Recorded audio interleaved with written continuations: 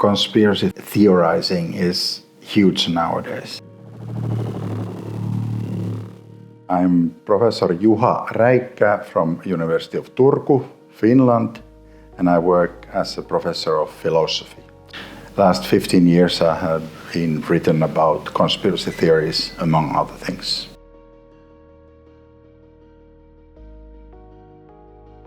I understand by conspiracy theory an explanation which conflicts with the so-called official view of the event and of course refers to a conspiracy and is not supported by a good evidence. In philosophy and elsewhere it's of course difficult questions. What is the proper definition of conspiracy theory? If somebody says that Julius Caesar's death can be explained by conspiracy, he's or she is not a conspiracy theorist because this is not in conflict with the official historical view of the event. But I said that it has relatively poor evidence.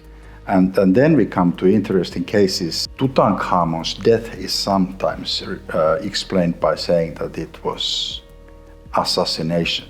This is not the official view, but it is not clear that it's conspiracy theory either, because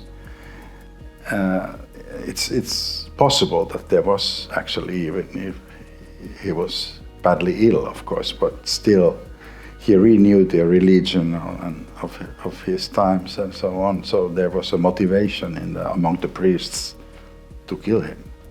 And there are many other cases which are really, they are conflicting the official view and they do refer to conspiracy, but they are still not conspiracy theories because they are just competing scientific theories which are presently not popular but can someday, win the debate. Let's see.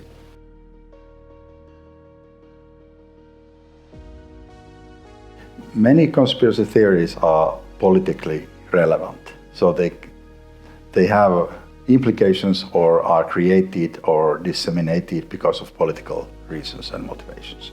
But of course we have plenty of conspiracy theories that are not related to politics. Let's say that Elvis is still alive and people are just faking it in order to leave him alone. And Replica took Paul McCartney's place in Beatles because McCartney died, but it was important to make money by Beatles and somebody put the Replica in McCartney's place. And Finland does not exist. There is a conspiracy theory that Finland, there is actually a sea, but people are lying to Finns that we have our own country and so on. So they are not related to politics, they are made, they are jokes partly, and some people still believe them even if they are jokes. But in general, there tend to be political motivation behind conspiracy theories.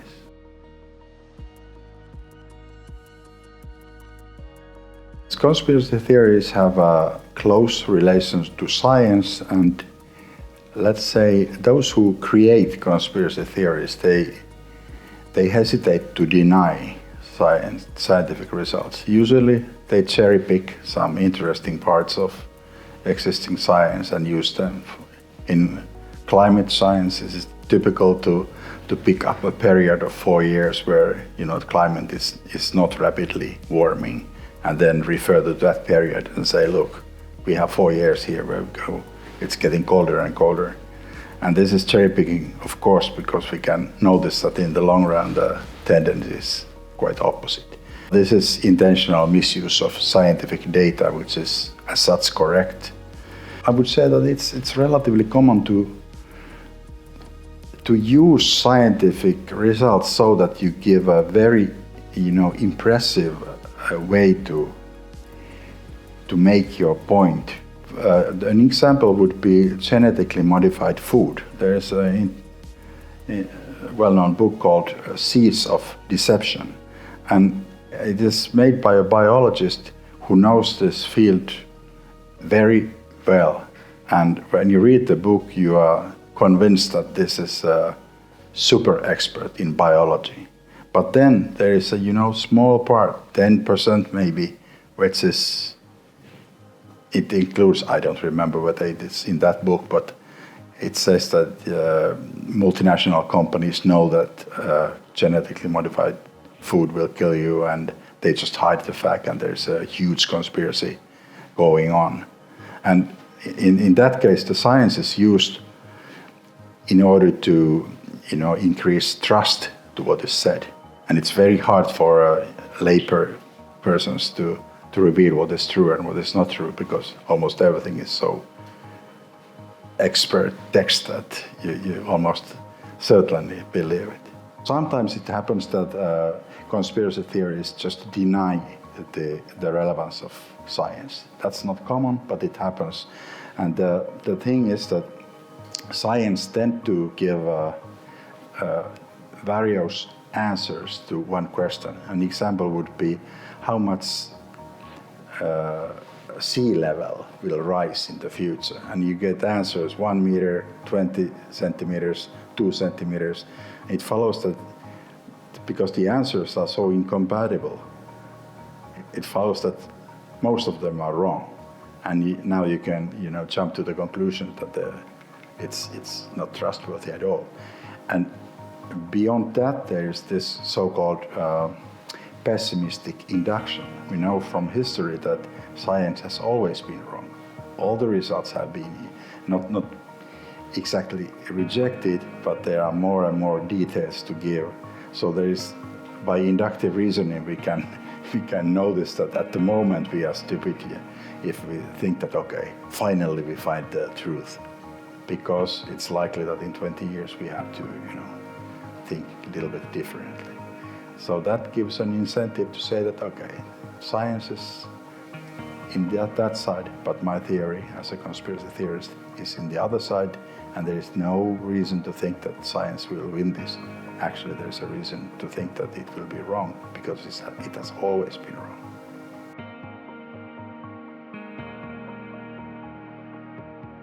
If somebody thinks that Elvis is still alive, it's not that bad thing. But of course, there are many conspiracies that are harmful.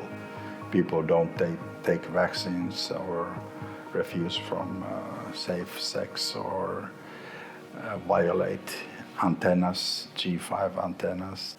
Democratic discussion is corrupted, and so on. So people don't believe in the results of elections, and so the list of harms is rather long, and also psychological harms.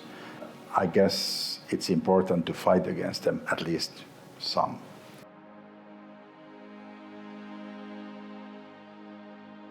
There's a lot of discussion about how to fight against conspiracy theories, the dissemination of them, and also creation of conspiracy theories.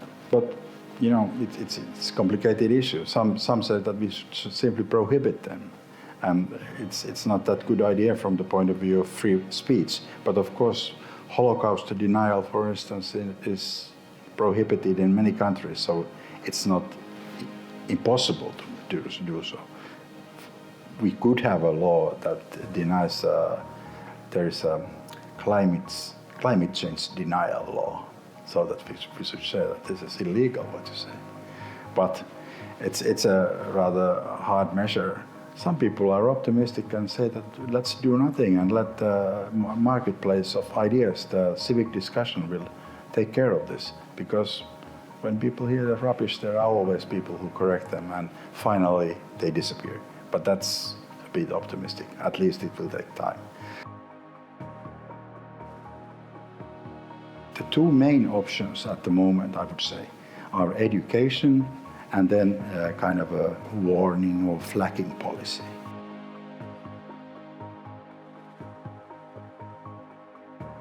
The education thing is that we just teach in different places critical thinking and logic and how to formulate beliefs rationally and so on.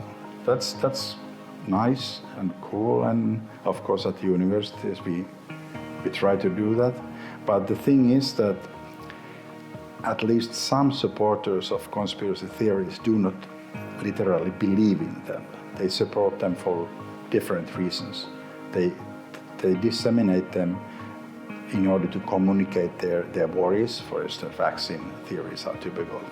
If you if you ask whether you really believe in that theory, they say that actually I don't know what are the details, but I just disseminate it because the issue it sounds so important. It's already there and people try to use it to some extent in platforms, different platforms. And it can be effective in some cases, but the thing is that if we as consumers of different information platforms know, we are told that there is a lot of disinformation in the air now, then it makes sense for us to be to distrust information we get. And of course, follow that if I happen to have already false beliefs, and then I know that now something is going on, I don't change my beliefs anymore because now I have to be careful.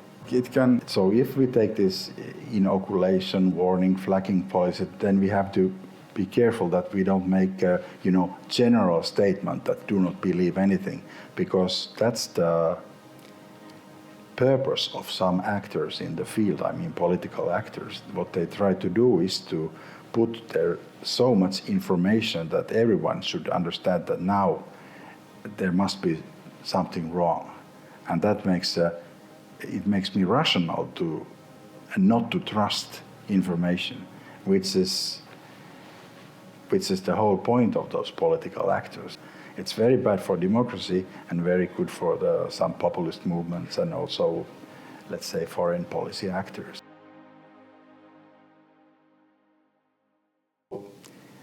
The usual reply is that it is companies who make money. They should be responsible and they should organize the flagging, warning, whatever the policy is, so that if some source gives you many times information which is not obviously not correct, then there is a flag within this user, and there should be machine or persons, even persons who take care of this. But that's expensive, and the companies are certainly not happy with this kind of result.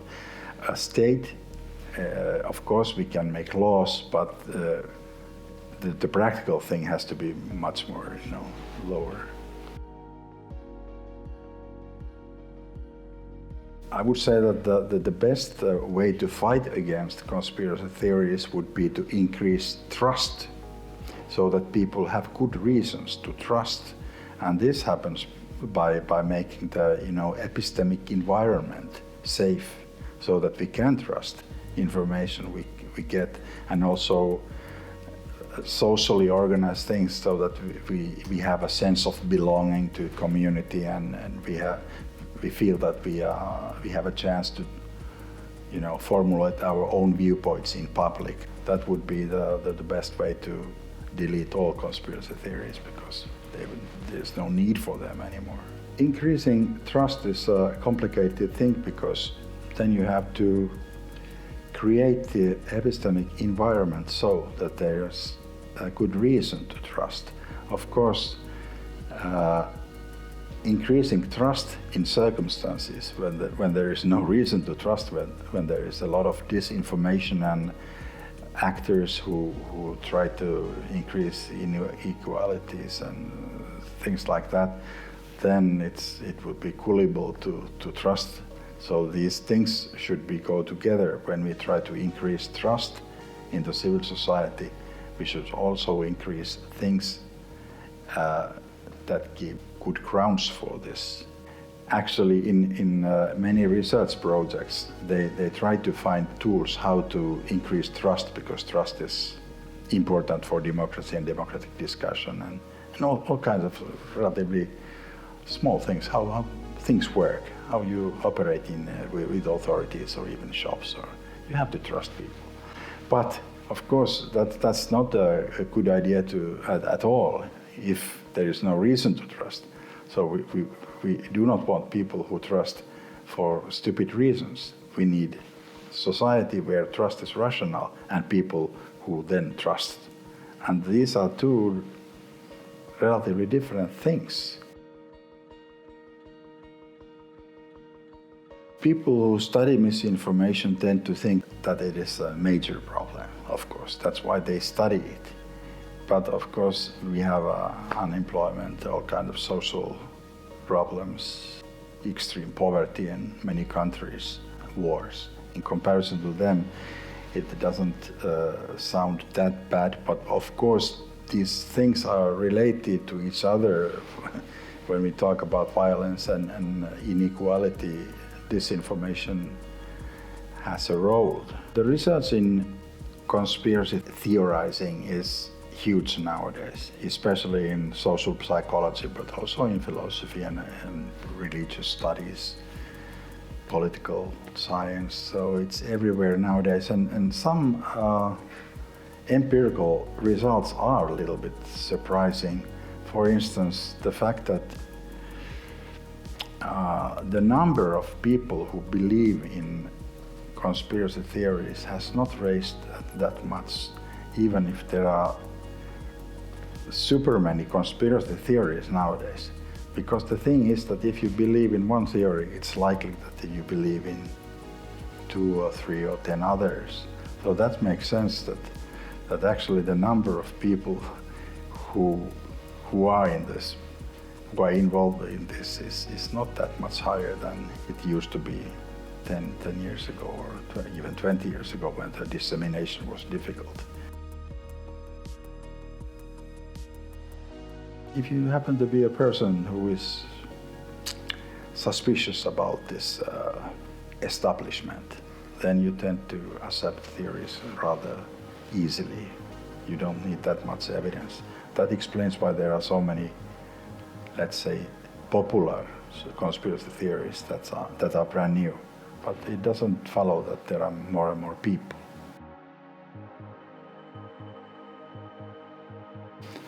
I would say that conspiracy theories are here for to stay.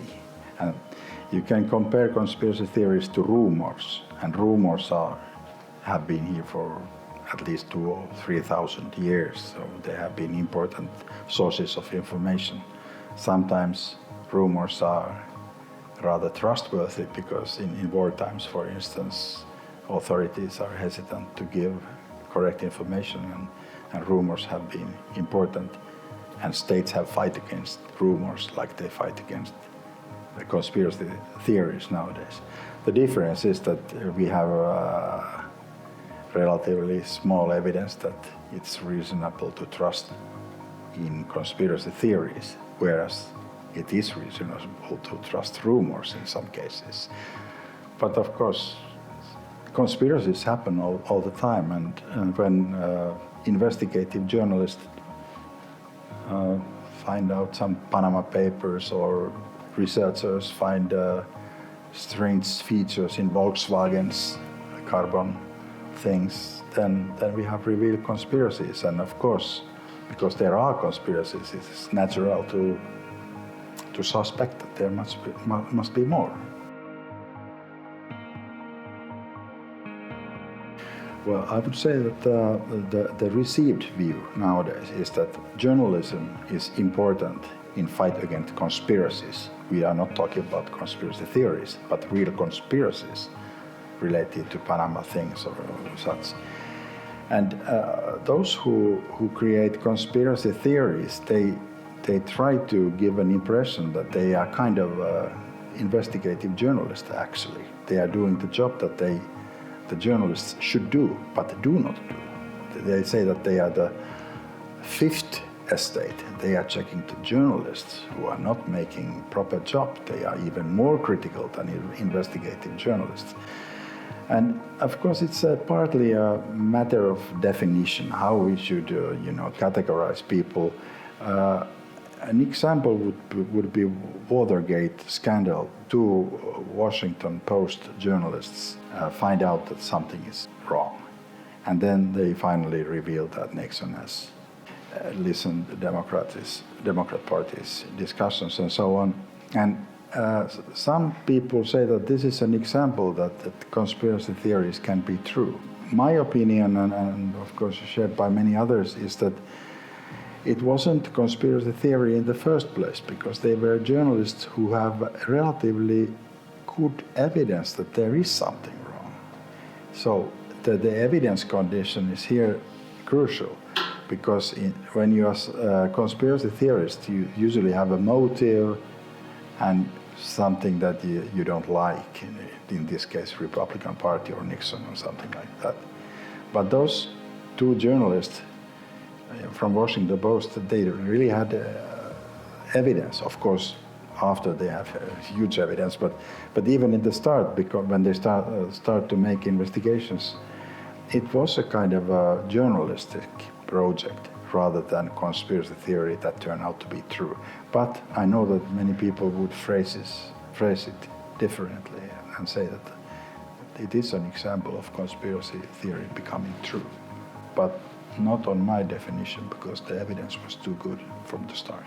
Journalism can, of course, contribute in the fight against conspiracies, but it can also help us in the fight against conspiracy theorizing. But then it's a careful job, because they are in the sense they are in the same business. Both try to reveal something which is undesirable. Both are fighting against conspiracies, and conspiracies can be very expensive for people and unfair and include violence or whatever. So conspiracies are bad things usually. And when journalists say something bad about conspiracy theories, they are just, gatekeeping their own business, saying that when we try to reveal conspiracies, we have to be careful and respect facts and have evidence before we make any allegations about people. Otherwise, we are just making libels and report our own suspicions and things like that. That's not good journalism. So, but it's a gray area there. Some people would say that no, I'm an investigative journalist, and the others say that this is not journalism anymore. It's conspiracy theorizing. So it's not that easy to make these lines. There's many fields of knowledge that require specific knowledge. They include genetically modified food and pesticides and things like that, what to eat, things like that. So in these cases, people are relatively free to make choice of their side, especially when the scientific community disagrees. But in general, when we are unable to formulate, let's say, our own view, then a rational person agrees with the scientific community if there is an agreement. But in many cases there are no agreement, and then one rational option is not to choose your side at all. So it's not necessary to have opinion of every single issue. Because our rational belief formation is so dependent on expert opinions, it is super important to gatekeep expert institutions, universities and other places that produce knowledge trustworthy. So we should be careful who is expert and who is given a status of having a right to tell what is going on presently in this or that field. So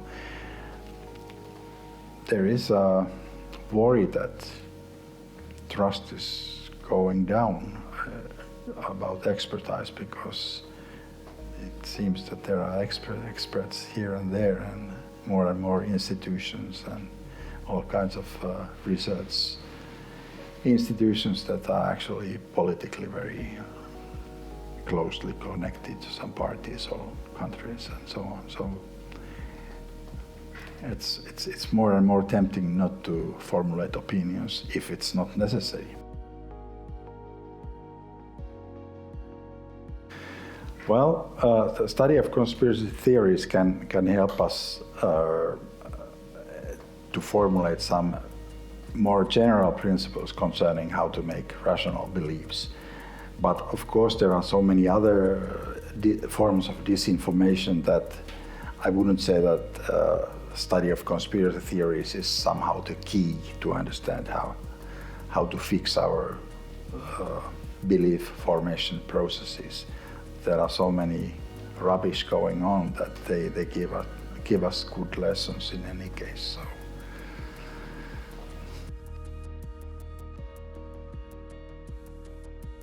We talk about trust and how it is important to increase trust when we try to fight against disinformation and conspiracy theories in particular. But nowadays, people talk about so-called new conspiracism.